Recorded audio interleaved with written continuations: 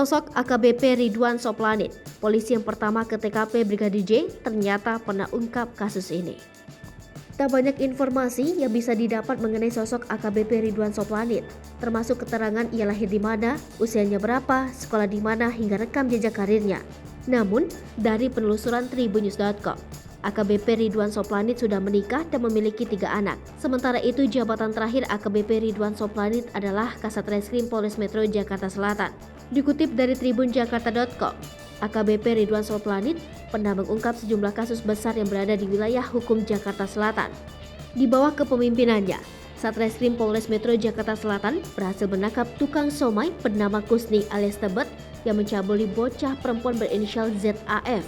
Ia juga mengungkap kasus pembunuhan koki muda bernama Vicky Firlana yang jasadnya ditemukan dalam kondisi mengenaskan di TPU Kober Ulu Jami, Pesanggerahan, Jakarta Selatan. Penetapan tersangka terhadap 6 karyawan Holy Wings Indonesia terkait kasus dugaan penistaan agama juga dilakukan Satreskrim Polres Metro Jakarta Selatan, di mana kepemimpinan AKBP Ridwan Soplanit.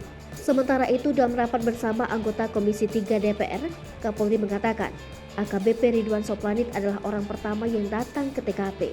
AKBP Ridwan Soplanit datang ke rumah dinas Irjen Ferdy Sambo di Kompleks Duren 3 Jakarta Selatan pada pukul 17.30. Sementara itu, diberitakan tribunjakarta.com, AKBP Ridwan Soplanit hampir selalu terlihat saat penyidik gabungan melakukan olah TKP.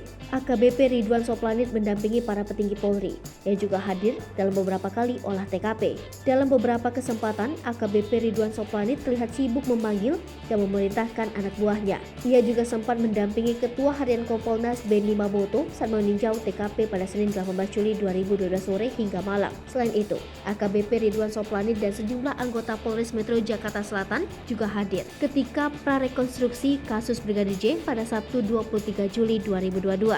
Namun, AKBP Ridwan Soplanit tak terlihat di rumah dinas Ferdy Sambo ketika tim khusus bentukan Kapolri Jenderal Listio Sigit melakukan pendalaman hasil uji balistik. Hingga akhirnya AKBP Ridwan Soplanit dicopot dari jabatannya sesuai surat telegram tertanggal 4 Agustus 2022. AKBP Ridwan Soplanit diduga tidak profesional atau melanggar kode etik pada saat menangani olah TKP kasus Brigadir J.